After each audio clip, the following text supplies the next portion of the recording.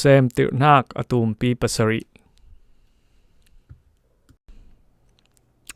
Tilik noa nina boipa in nan sungte in long sunga lutu. Zianga tile leilung mi mua mua laka nang ma pakat long kami mua ading mi ansi. Saram tiang aita pun kim in pun kata kwa sari jer kengo. Asinan atiang lau ramsa chu pun kata anulep apa kwa khatjer long lao.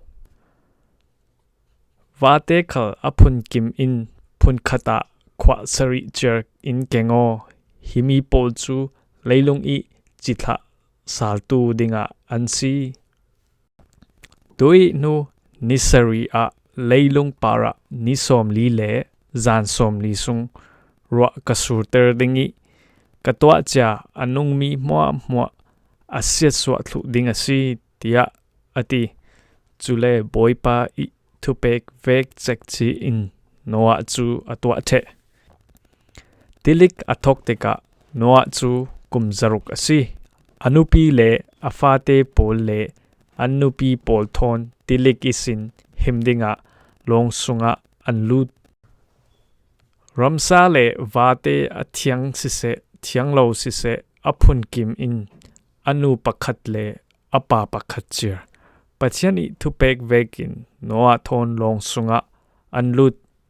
nisari snua leilung tluna tilik atlung noa kumzaruk akim nu thlani nak nilhai sari nia leilung nuai i tipi chu munkip in an phut jamcho chun van tukvir mua mua a ong o i rua atlet in an thet o chuti chun leilung para ni som li le zan som li rua chatlo in asur thlor thlo chui nia noa le anupi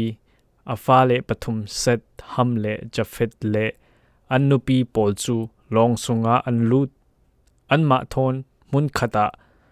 shamlak kramsa sise inzuat tilwa sise avak thiami mua mua le vate apun phun tla anlut ramsa apun kim in anu le apa cher in noa thon long sunga pathian i thupek mi vekin anlut chule noa alut nga in boipa in sangka akhar nisom li ti alik nuwa ti dai atam dot tau deu i anlong chu ti dai in aphongter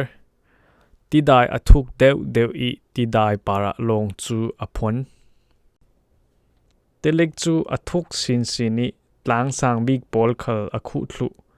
chui tluna ti dai chu tlang jim tluna pi kulhon nga akai leilung par i anung mi mua mua minung sise ramsa le vate sise churchik kharbok tiangin anthi thu leilung par i nunnak anei mi mua mua in anthi thu leilung par i avak thiam mi mua mua minung le ramsa le vate afate big tiang in boipa in athi ter thu siat so lo mi chu noa le ama thon long sungi a ummi long ansi ti dai chu lei para niza le nisom nga sung thum lo in a Seemtirnak atumpi pasari